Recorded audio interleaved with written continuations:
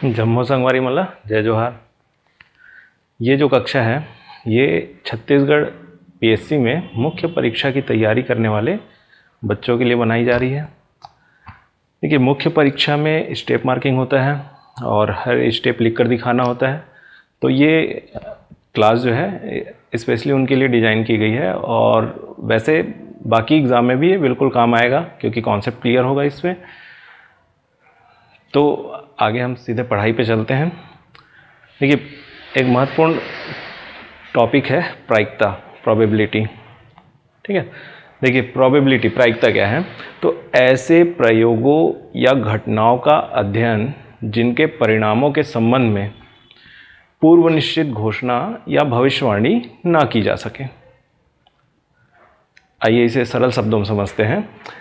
जैसे देखिए, एक पासा फेंके जाने पर, जब एक पासा रोल करेंगे, पासा फेंकेंगे, तो ये बता पाना संभव नहीं है कि ऊपर में कौन सा अंक आएगा। ये निश्चित बता पाना संभव नहीं है। आप क्या है, केवल अनुमान लगा सकते हैं। जैसे मान लीजिए एक पासा फेंके तो हम अनुमान लगाएंगे 6 आएगा, 3 आएगा या 2 आएगा। तो जो हम अनुमान लगाते हैं बस वही है प्रायिकता। देखो, आम जिंदगी में भी हम हर समय हम प्रायिकता से घिरे होते हैं। हमारे पूरे दैनिक जीवन में मैथ्स हमारे आगे पीछे रहता ही है। प्रायिकता हम लगातार अपनी प्रायिकता देते रहते हैं आम जिंदगी में। जैसे देखिए, बादल छाया हुआ है तो हम बोलेंगे कि बारिश हो सकती है। मैच चल रहा है तो आज भारत जीत सकता है, या ऐसा होगा वैसा होगा। तो ये जो हम ऐसा होगा वैसा होगा करते हैं, बस यही प्रायिकता है। ये जो हम अनुमान लगाते हैं यही प्रायिकता है। इसी प्रायिकता को जब हम संख्या के रूप में दर्शाते हैं तो वो गणित में बदल जाता है। तो देखिए, गणित में गणितीय परिभाषा के तौर पे देखें तो उसके लिए फॉर्मूला क्या बनेगा ये देखते हैं।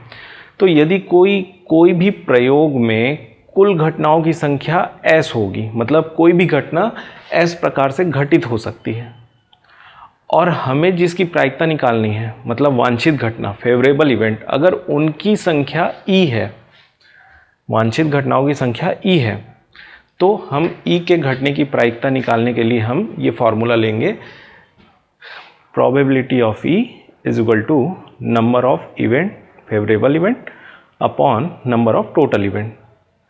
ठीक है, अब इसमें हम देखते हैं ये क्या क्या चीज़ें हैं। तो देखिए, टर्म्स हम समझ लेते हैं। जैसे यहाँ पे आप देख रहे हैं प्रतिदर्श समष्टि, सैंपल स्पेस, मतलब इसे आप बोल सकते हैं टोटल इवेंट। ठीक है, जैसे देखिए, अगर हम एक पासे को फेंकते हैं, पासे को रोल करते हैं, तो पासे को रोल करेंगे तो ऊपर में कोई ना कोई अंक आएगा। तो कौन कौन सा अंक आ सकता है? 1, 2, 3, 4, 5, 6। इन 6 में से कोई सा भी एक अंक आएगा, लेकिन आएगा तो इनमें से ही आएगा। मतलब ये टोटल इवेंट हो गया, इससे बाहर कुछ भी नहीं हो सकता, इससे अलग कुछ भी नहीं हो सकता। तो ये हो गया टोटल इवेंट। इसे हम दर्शा देते हैं, इससे दर्शा देते हैं, नंबर ऑफ टोटल इवेंट बोल दिया जाता है। बस इसी को हिंदी में बोल दिया जाता है प्रतिदर्श समष्टि, या मैथ्स के फॉर्मेट में बोल दिया जाता है प्रतिदर्श समष्टि, सैंपल स्पेस। अब इन घटनाओं में से कुछ ऐसी घटना होगी जिसका हम अनुमान लगाएंगे। जैसे हम अनुमान लगाते हैं, मान लीजिए इसमें सम अंक आने की घटना, इवेंट टर्म्स। ठीक है, इवेंट टर्म्स। अब अगर हम इसमें देखें तो इवेंट टर्म्स क्या क्या हो सकता है?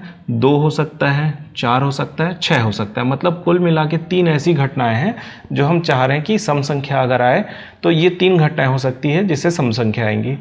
तो इसे हम दर्शा देते हैं नंबर ऑफ इवेंट। ठीक है, फेवरेबल इवेंट। हम चाहते हैं सम संख्या है, तो सम संख्या आने की 3 कंडीशन हो सकते हैं। तो नंबर ऑफ इवेंट क्या हो गया? ये 3। इसे ही बोल दिया जाता है घटना, फेवरेबल इवेंट। अब आप एक देख रहे हैं थर्ड, पूरक घटना, कंप्लीमेंट्री इवेंट। तो पूरक घटना क्या है? तो देखिए, घटना वो जो हम चाहते हैं और जो हम चाहते हैं वो ना घटे, उसी को बोल दिया जाता है पूरक घटना। उस जो घटना हम चाह रहे हैं फेवरेबल इवेंट, उसके अलावा जो बाकी घटनाएं होंगी वो क्या होंगी? पूरक घटनाएं। जैसे देखिए, अभी हमने इवेंट में हमने क्या देखा? सम अंक आने की घटना। तो सम अंक आने की घटना क्या हो गया? 2, 4, 6। अब अगर हम इसी के पूरक घटना निकालें, पूरक घटना मतलब ऐसी घटनाएं जो इवेंट के घटने की संख्या से अलग हो या उनकी घटना से अलग हो। तो अगर इसमें सम अंक आने की घटना को हम टोटल इवेंट मतलब इवेंट ले रहे हैं, फेवरेबल इवेंट, तो इससे विपरीत विषम अंक आने की जो घटनाएं हो जाएंगी क्या हो जाएंगी? Complementary event. कॉम्प्लीमेंट्री इवेंट को दर्शा दिया जाता है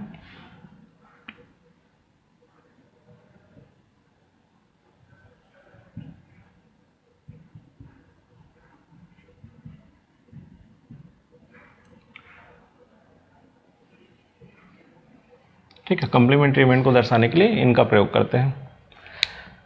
जैसे देखिए, अब हम प्रायिकता अगर निकालना हो तो जैसे हमें अगर एक पासा फेंके जाने पर ऊपर का अंक सम होने की प्रायिकता क्या होगी, तो पासा फेंकेंगे तो कुल घटनाएं क्या हो सकती है? ये 6।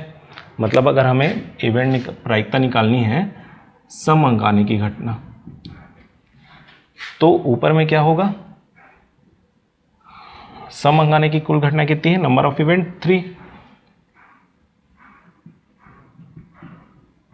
और टोटल इवेंट कितना है? 6, तो आ जाएगा 1/2। बस यही जो मान है ये गणितीय मान हो गया प्रायिकता का, 1/2 सम अंक आने की घटना।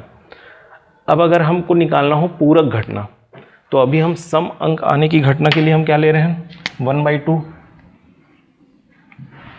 तो यदि हमें पूरक घटना निकालनी हो कॉम्प्लीमेंट्री इवेंट, तो कॉम्प्लीमेंट्री इवेंट की प्रायिकता निकालने के लिए 1 माइनस प्रोबेबिलिटी ऑफ ई, तो यहाँ पे हो जाएगा 1 माइनस 1/2 इज इक्वल टू, नीचे 2 होगा, 2 एकम 2 में माइनस होकर हो जाएगा 1।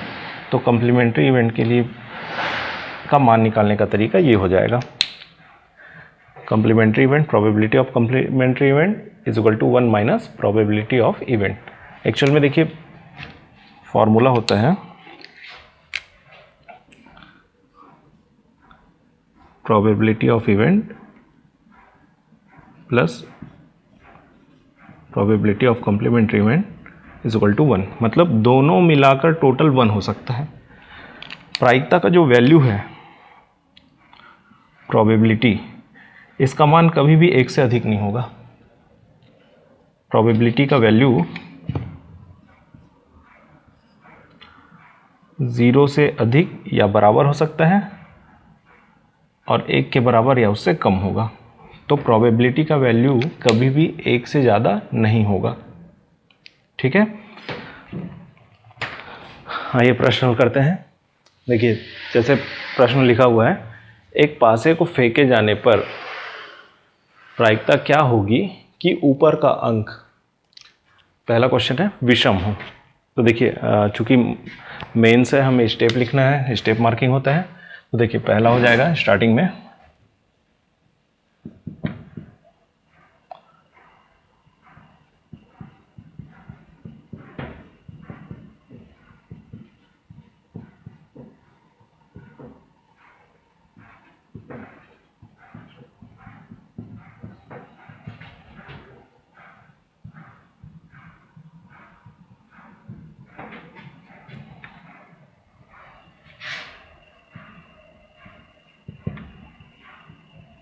एक पासे को फेंकने पर कुल घटनाएं होंगी 1 2 3 4 5 6, अतः number of total event is equal to 6। अब पहला क्वेश्चन, प्रोबेबिलिटी हमें निकालनी है विषम होने की, मतलब ऊपर का अंक हो विषम। तो देखिए विषम होनी चाहिए, तो इनमें से ऐसी कितनी घटनाएं हैं जो विषम अंकों को दर्शा रही हैं? तो 1 3 5 ये विषम अंकों को दर्शाने वाली घटना हो गई। तो नंबर ऑफ इवेंट हो गया 3 और नंबर ऑफ टोटल इवेंट है 6, कुल मिला के हो जाएगा 1/2। इसे कैंसिल करके दिखाने की ज़रूरत नहीं है, मेंस में है, चेक करने वाले सभी विद्वान लोग ऐसे ही समझ जाएंगे, तो आपको कैंसिल करके उसको दिखाने की ज़रूरत नहीं है। ये आपका उत्तर हो गया।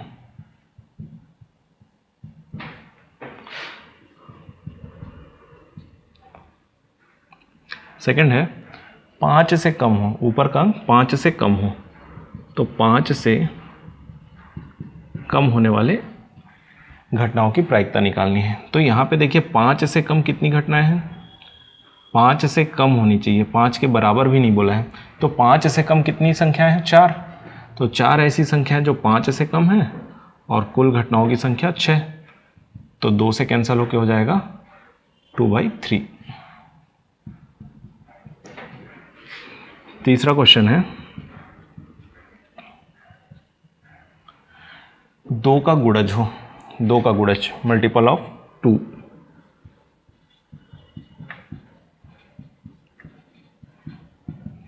दो का गुणज हो मल्टीपल्स ऑफ 2।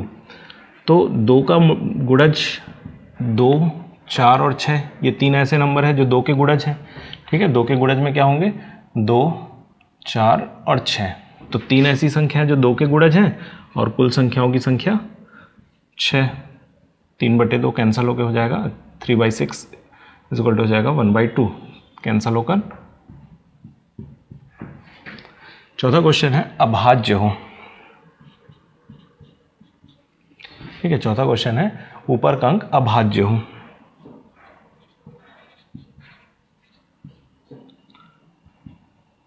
तो देखिए अभाज्य तो ऐसे अंक जिनके केवल 2 गुणनखंड हो, केवल 2 फैक्टर हो, मतलब 2 फैक्टर मतलब जिससे वो विभाजित हो, डिवाइड हो। तो ऐसे कंडीशन में या तो 1 से डिवाइड होगा या खुद से डिवाइड होगा और किसी नंबर से डिवाइड नहीं होगा, मतलब उसके केवल 2 फैक्टर होंगे। तो ऐसी कौन कौन सी संख्या है 2, 3, 5, इनमें ये 3 संख्या हैं जिनके 2 फैक्टर हैं। तो 3 नंबर देखिए ये न तो भाज्य में आता नहीं अभाज्य में, क्योंकि एक का केवल 1 फैक्टर होता है, इसलिए ना ये भाज्य में आता ना अभाज्य में। अगर 2 फैक्टर हैं तो अभाज्य, जैसे 2, 3 और 5 के केवल 2 फैक्टर हैं। और 2 से ज़्यादा फैक्टर होंगे, 2 से ज़्यादा गुणनखंड होंगे तो वो हो जाएगा भाज्य, जैसे 4 और 6। 4 और 6 के फैक्टर 2 से ज़्यादा, मोर देन 2 फैक्टर्स। तो देखिए 2 फैक्टर वाले 3 नंबर हैं, तो यहाँ हो जाएगा 3 और टोटल इवेंट हो जाएगा 6, कुल मिलाकर हो जाएगा 1/2। यदि इनमें कोई भी प्रश्न अगर लगता है कि ये समझ में नहीं आया या कहीं पे कोई कन्फ्यूज़न क्रिएट हो तो आप कमेंट सेक्शन में कमेंट करिए, जिससे मैं अगले वीडियो में उसे रिजॉल्व करके उसे सही सॉल्यूशन और अच्छे तरीके से मैं आपको बेहतर तरीके से और बता सकूं। लेकिन उम्मीद करता हूं कि बहुत इजी है, बिल्कुल अच्छी तरह से समझ में आया होगा। चलिए आगे और प्रश्न देखते हैं।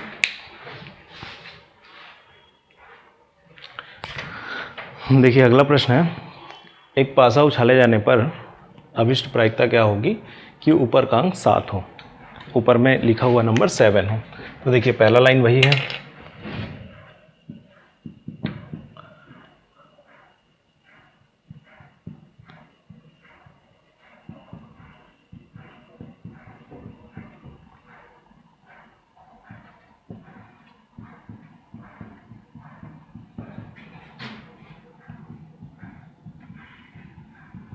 एक पासा उछाले जाने पर कुल घटनाएं, तो कुल घटनाएं क्या हो सकती है 1, 2, 3, 4, 5, 6, इसलिए number of total terms is equal to 6। अब पहला क्वेश्चन है ऊपर का अंक 7 हो, तो प्रोबेबिलिटी निकालेंगे 7 आने की।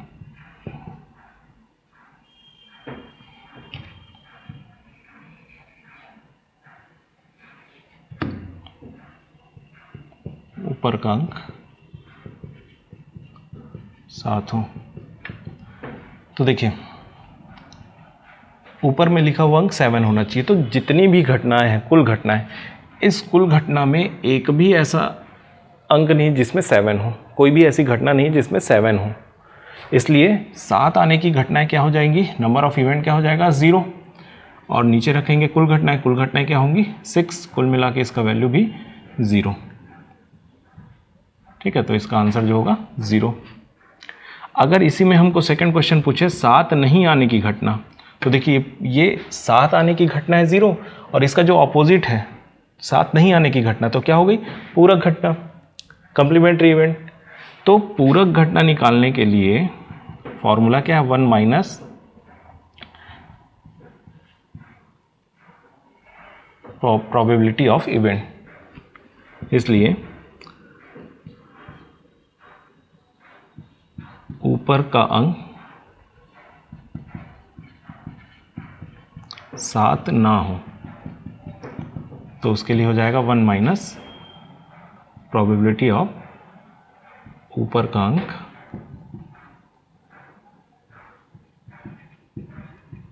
7 हो, तो कुल मिलाकर ये हो जाएगा 1 माइनस 0, कुल मिलाकर हो जाएगा 1। ठीक है बच्चों, तो यहाँ पे 7 होने की घटना पूछ रहा था, तो एक भी ऐसी घटना नहीं जिसमें 7 हो, इसलिए वो वैल्यू क्या हो गया 0, और जब उसकी पूरा घटना निकाले तो 1 माइनस 0 इज इक्वल टू 1।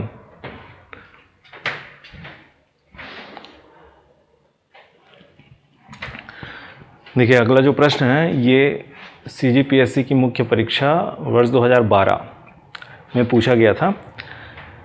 दो पासों को एक साथ उछाले जाने पर दोनों पासों में एक ही संख्या आने की प्रायिकता ज्ञात करें। ठीक है, दोनों में एक ही संख्या आने की प्रायिकता मतलब पहले में अगर 2 आ रहा है तो दूसरे भी पासे में भी ऊपर का अंक 2 होना चाहिए, इस तरह से। ठीक है, तो यहाँ पे आप एक नया चीज़ देख रहे हैं। इसके पहले क्वेश्चन में एक पासा उछाला जा रहा था, लेकिन यहाँ पे 2 पासे उछाले जा रहे हैं। तो देखिए सबसे पहले तो हम ये सीख लेते हैं, जब वस्तु की संख्या एक से अधिक हो तो कुल परिणामों की संख्या, हम ये देख लेते हैं। तो देखिए कुल परिणाम निकालने के लिए देखिए एक पासे में कुल परिणाम 6, इसलिए 2 पासे में कुल परिणाम। तो यहाँ पे वस्तु की संख्या 2 है, तो कुछ भी नहीं करना है, बहुत सिंपल है, आपको इसका वर्ग ले लेना है। ठीक है, आपको इसका वर्ग ले लेना है, जिससे आपको कुल परिणाम मिल जाएंगे 36। यदि वस्तु की संख्या अगर बदल जाती है, यदि 3 पासे में कुल परिणाम हमें निकालना हो तो यहाँ पे वस्तु की संख्या रख लेंगे। मतलब इस तरह से एक वस्तु में कुल परिणाम और इसका हम पावर ले लेंगे वस्तु की संख्या। ठीक है, जैसे अगर 3 पासे हैं तो एक पासे में कुल परिणाम 6 और उसकी घात 3 ले लिए, मतलब 6 गुणित 6 गुणित 6, तो हो जाएगा 216। अगर यही बात सिक्के की आएगी तो एक सिक्के में कुल परिणाम कितने होते हैं?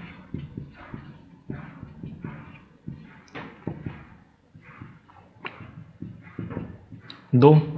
तो जब 2 सिक्के हो जाएंगे तो 2 सिक्कों में कुल परिणाम 2 का स्क्वायर, वस्तु की संख्या, तो 2 गुणित 2 बराबर 4। ठीक है, इसे हम इस तरह से भी समझ सकते हैं,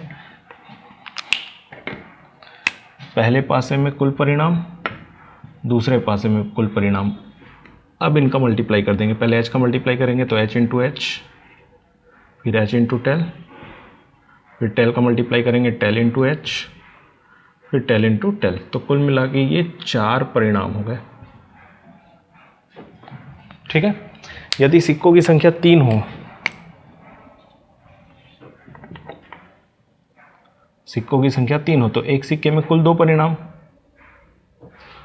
और सिक्कों की संख्या 3 है तो 2 गुणित 2 गुणित 2 8। तो इस तरह से हम कुल परिणाम निकालेंगे। ठीक है, एक वस्तु में कुल परिणाम जो भी होंगे वो, और उसके पावर में हम क्या ले लेंगे? वस्तु की संख्या। तो उतनी बार मल्टीप्लाई करने से हमें कुल परिणाम मिल जाएंगे। दोस्तों जहाँ पे भी आपको नोट करना हो, आप वीडियो पॉज करके आप नोट कर सकते हैं और फिर आगे आप कंटिन्यू कर सकते हैं।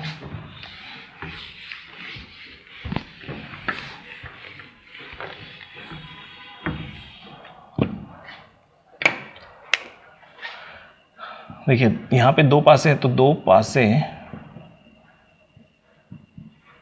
उछाले जाने पर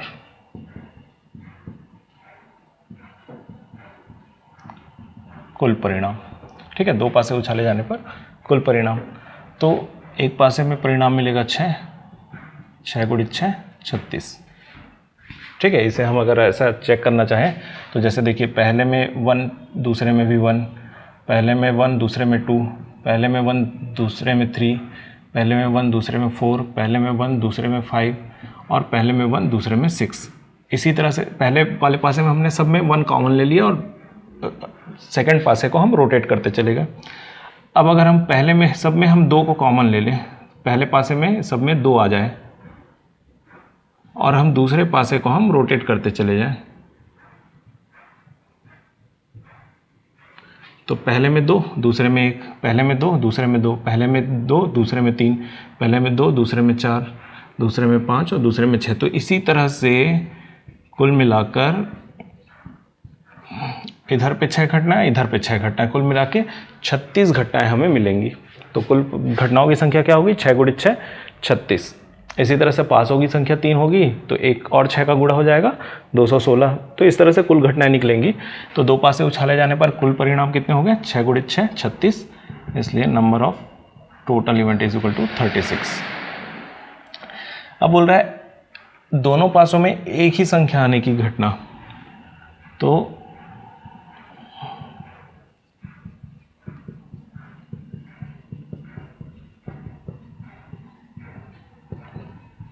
दोनों पासों में समान अंक कब होंगे? जब पहले में एक दूसरे में 1 आए, दोनों में 2 आए, दोनों में ही 3 हो, दोनों में ही 4 हो, दोनों में 5 हो और दोनों में 6 हो। तो ये कुल मिला के ऐसी 6 घटनाएं होंगी जब दोनों पासों में समान अंक होंगे। इसलिए नंबर ऑफ इवेंट हो गया 6। इसलिए probability of event is equal to number of event upon number of total event. तो 6/36 इज इक्वल टू 1/6। ठीक है, 6 से कैंसिल हो जाएगा 6 बार, तो कुल मिलाकर आंसर आ जाएगा 1/6। ठीक है, वर्ष 2012 में पूछा गया प्रश्न था। इसी तरह से तो देखिए ये प्रश्न आया था 2013 मुख्य परीक्षा CGPSC में। 2 पासों को एक साथ उछाले जाने पर ऊपर के अंकों का योग 7 हो। अब देखिए इस तरह के प्रश्न में हमें कंडीशन समझने हैं। इस प्रश्न को हल करने के बाद मैं कंडीशन समझाऊंगा कि किस तरह से हमको समझना है कि कौन कौन से कंडीशन है जो इवेंट में पूछे जा रहे हैं, फेवरेबल इवेंट में लिए जाने हैं। कभी इंडिपेंडेंट होंगे, कभी कंडीशनल होंगे, तो हमें वो समझना है किस तरह से हमको घटनाओं की संख्या निकालनी है। तो फिलहाल अभी हम ये देखते हैं।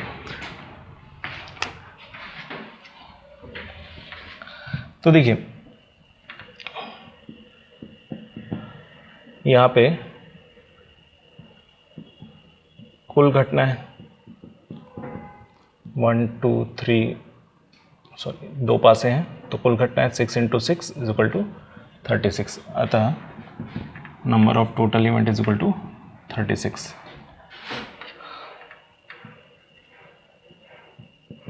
अंकों का योग 7। देखो अंकों का योग 7 होने की घटना। अब आपको समझना है इसमें कंडीशन। देखिए सबसे पहले तो ये देख लीजिए कौन कौन से ऐसे 2 अंक हैं जिनको टोटल करने से 7 मिलेगा। तो देखिए अगर हम 1 में केवल और केवल 6 को जोड़ने से 7 मिलेगा, 2 में केवल और केवल 5 को जोड़ने से 7 मिलेगा, और 3 में केवल और केवल 4 को ऐड करने पर 7 मिलेगा। तो देखिए अब इससे 2 कंडीशन मिलेंगे। देखो ये कंडीशनल है, मतलब 1 के साथ 6 ही होना चाहिए और कोई दूसरा डिजिट नहीं। तो देखिए इससे 2 कंडीशन हो सकते हैं, पहले में 1 दूसरे में 6, या पहले में 6 दूसरे में 1। तो दोनों ही कंडीशन में अंकों का योग 7 आ रहा है, लेकिन चूंकि अलग अलग पासे में है ये, इनका पोजीशन चेंज हो रहा है, इसलिए 2 कंडीशन ऐसे होंगे, 2 घटनाएं ऐसी होंगी। उसी तरह से इसमें 2 घटनाएं होंगी, 2 5 और 5 2, मतलब पहले पासे में 2 हो दूसरे में 5, या फिर ऐसा हो कि पहले में 5 हो और दूसरे में 2 हो। तो कुल मिला के दोनों अलग अलग घटना है। इसी तरह से 3 4 4 3, तो यहाँ पे भी 2 घटनाएं हैं। तो इस तरह से हमको समझना, भी मैं इस प्रश्न के बाद इसे ही समझाऊंगा कि किस तरह से हमको कुल घटनाओं की संख्या निकालनी है। तो अंकों का योग 7, तो ऐसी 6 घटनाएं हैं कुल, 1 6 6 1, 2 5 या 5 2, 3 4 या 4 3। कुल मिला के नंबर ऑफ इवेंट कितना हो रहा है? 6।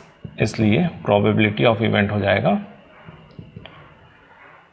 Number of event upon number of total event, तो ये हो जाएगा 6/36 इज इक्वल टू 1/6। ठीक है। अब देखिए इसी में जैसे आपको कुल घटनाओं की संख्या निकालनी, जैसे यहाँ पे अंकों का योग 7। अब देखिए इस घटनाओं को निकालने की संख्या निकालनी हो तो हमें किस तरह से समझना है, ये देखिए हम इसे मान लेते हैं कि दो तरह से घटनाएं होंगी, एक इंडिपेंडेंट एक कंडीशनल। ठीक है, एक इंडिपेंडेंट और दूसरा कंडीशनल।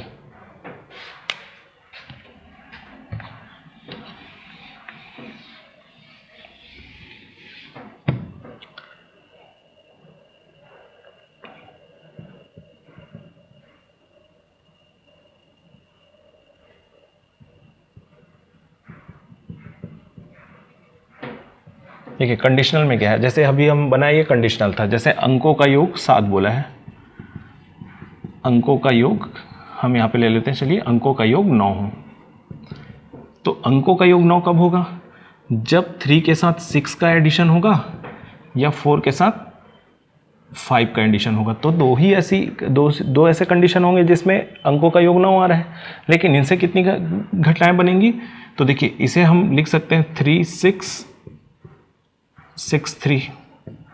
ठीक है, इससे दो ही घटनाएं हो सकती है, 3 6 और 6 3।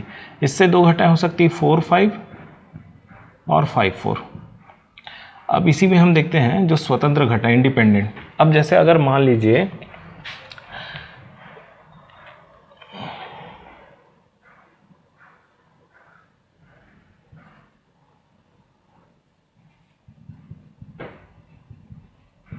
तीन का गुणज, ठीक है, अगर हमसे पूछा जाए कि ऊपर का अंक 3 का गुणज हो, तो देखिए इसे हम मान लेंगे कि मतलब ये इस तरह का जो घटना होगा वो इंडिपेंडेंट होगा। किस तरह से इंडिपेंडेंट होगा, तो समझिए 3 का गुणज, तो 3 का गुणज क्या होगा, 3 और 6।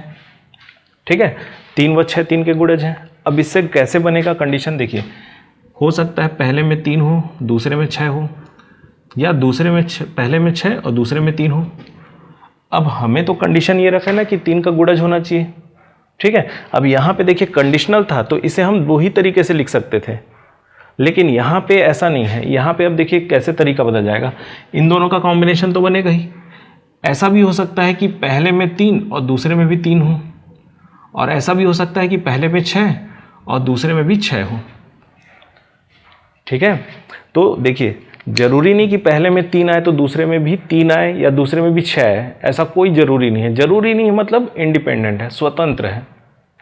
ठीक है, और यहाँ पे देखिए अंकों का योग 9 होना चाहिए, तो 3 अगर ले रहे हो तो 3 के साथ केवल और केवल 6 ही होना चाहिए, तभी 3 और 6 जुड़कर होगा 9। तो इसे हम मान लेते हैं कंडीशनल। ठीक है, इसे हम क्या मान लेंगे, कंडीशनल। तो इस तरह से अगर हमको निकालना हो तो इसे हम कुछ भी नहीं करना है। यहाँ पे जैसे दो घटनाएं हो रही है, चलिए इसे आखिरी में अपन समझते हैं, एक और कंडीशन लेते हैं।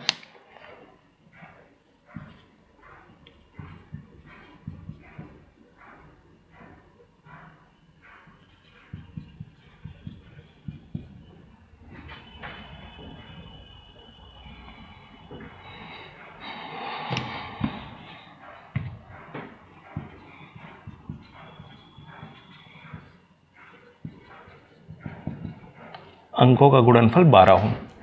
ठीक है, अब देखिए हमको समझना है, अगर हम 2 के साथ गुणा करेंगे 6 का तब 12 आएगा, 3 के साथ गुणा करेंगे 4 का तब 12 आएगा। तो यहाँ से क्या क्या कंडीशन बन सकता है, 2 6 6 2, इन्हें पलट कर लिखेंगे। और इससे क्या कंडीशन बनेगा, 3 4 4 3, क्योंकि 4 के साथ 3 ही होना चाहिए और 2 के साथ 6 ही, तभी गुणनफल क्या होगा, 12 होगा। ठीक है, यहाँ पे हम देखते हैं सम अंक होने की कुल घटना। तो देखिए सम अंक कौन कौन से हैं, 2 4 6। तो देखिए क्या क्या कंडीशन बनेगा, पहले हम इस 2 को ले लिए और 2 के साथ ही इनको रिपीट करेंगे। तो पहले हम 2 को लिए और 2 के साथ इन तीनों को रिपीट करेंगे। ठीक है, तो 2 के साथ पहले 2 आ सकता है, फिर 2 के साथ 4, फिर 2 के साथ 6। मतलब देखिए पहले पासे में 2 को कांस्टेंट मान लिया और बाकी इन तीनों को रिपीट किए। तो पहले में 2, दूसरे में भी 2, पहले में 2, दूसरे में 4, पहले में 2, दूसरे में 6। तो ऐसे सभी कंडीशन में दोनों पासों में जो अंक हैं वो सम ही होंगे, इवन होंगे। तो इवन होने का कंडीशन रखा गया है, तो इसमें ऐसा तीनों ही कंडीशन में इवन नंबर है। फिर हम क्या करेंगे, इस 4 को कांस्टेंट ले लेंगे और उसके साथ इन्हें रिपीट करेंगे, 4 2 4 4 और 4 6। फिर इस 6 को कांस्टेंट लेंगे, 6 के साथ इन्हें रिपीट करेंगे तो 6 2, फिर 6 4 और फिर 6 6। तो कुल मिला के ये 9 घटनाएं ऐसी होंगी।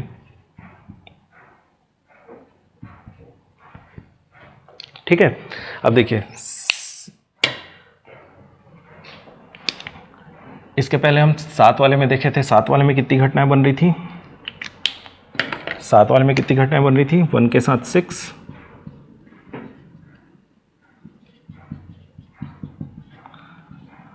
2 के साथ 5 और 3 के साथ 4। ठीक है, तो अगर यहाँ पे जितने कंडीशन बन रहे हैं आपको उसका डबल कर देना है, 2 गुना।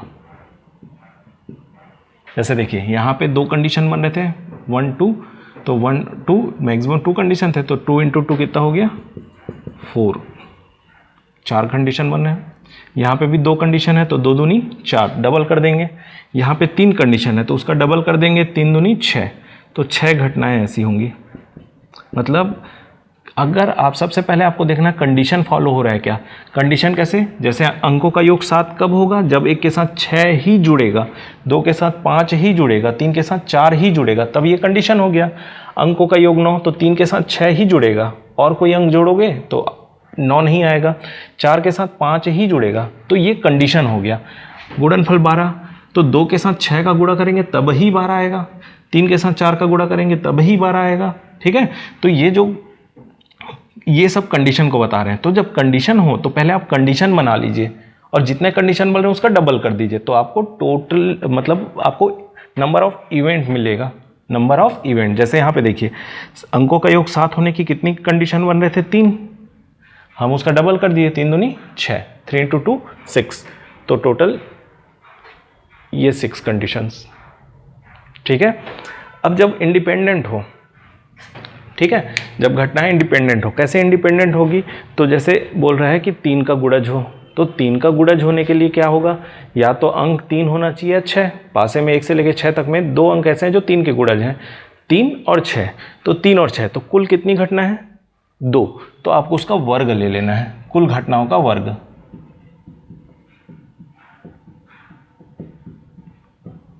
मतलब जितनी घटना उतना मल्टीप्लाई कर दीजिए, वर्ग ले लीजिए। ठीक है, कुल घटनाओं का वर्ग। देखिए 2 घटनाएं थी तो 2 का स्क्वायर क्या होगा? 4, तो ये 4 घटनाएं ये हो गई। यहाँ पे टोटल 3 घटनाएं हैं तो 3 का स्क्वायर क्या हो गया? 9, तो ये 9 घटनाएं मिल गई हमें। तो सबसे पहले जब पूछा जाएगा तो आपको समझना है कि जब 2 पासे उछाले जाएंगे और उससे सब रिलेटेड कुछ कंडीशनल क्वेश्चन आएंगे, तब आपको समझना है हम जिस फॉर्मेट में पढ़ रहे हैं, तो आपको ये समझना है कि वो कंडीशनल कैटेगरी में है कि इंडिपेंडेंट कैटेगरी में है। कंडीशनल कैटेगरी में है तो इस तरह से हमको घटनाओं की संख्या निकालनी है, और इंडिपेंडेंट कैटेगरी में है तो हमें इस तरह से घटनाओं की संख्या निकालनी है। ये जो वर्डिंग बोल रहा हूँ कंडीशनल इंडिपेंडेंट, ये हमारा टर्म है, ये बुक में कहीं लिखा नहीं मिलेगा, तो हम इसे ऐसा मान के चल रहे हैं। कंडीशन आप देख ही रहे हैं, कंडीशन यहाँ पे ये इंडिपेंडेंट है, इनमें से कोई सा भी डिजिट हो, सभी इवन है तो ये इंडिपेंडेंट हो गया। तो कंडीशनल वाले में डबल कर देना है, 2 गुना कर देना है, तो कुल संख्याएं निकल जाएंगी, घटनाओं की संख्या, और इसमें स्क्वायर ले लेंगे, जितने भी कंडीशन मिल रहे हैं उसका स्क्वायर ले लेंगे, तो हमें कुल घटनाओं की संख्या मिल जाएगी। ठीक है दोस्तों, तो आगे कल इसी से संबंधित हम आगे प्रश्न हल करेंगे, और इससे मैं लगातार इस तरह के वीडियो बना के अभी अपलोड करता रहूँगा, जिससे आपकी तैयारी अभी कंटिन्यू रहे। और ज़्यादा से ज़्यादा इसे लाइक करिए और शेयर कीजिए, और नोटिफिकेशन बेल आइकॉन को क्लिक करिए, जिससे अगला वीडियो आपको सही समय पे मिल सके। ठीक है, तो ठीक है, धन्यवाद, और ईश्वर की कृपा से आप सभी अच्छे रहें, स्वस्थ रहें, मस्त रहें और अच्छी तरह से तैयारी करते रहें। धन्यवाद।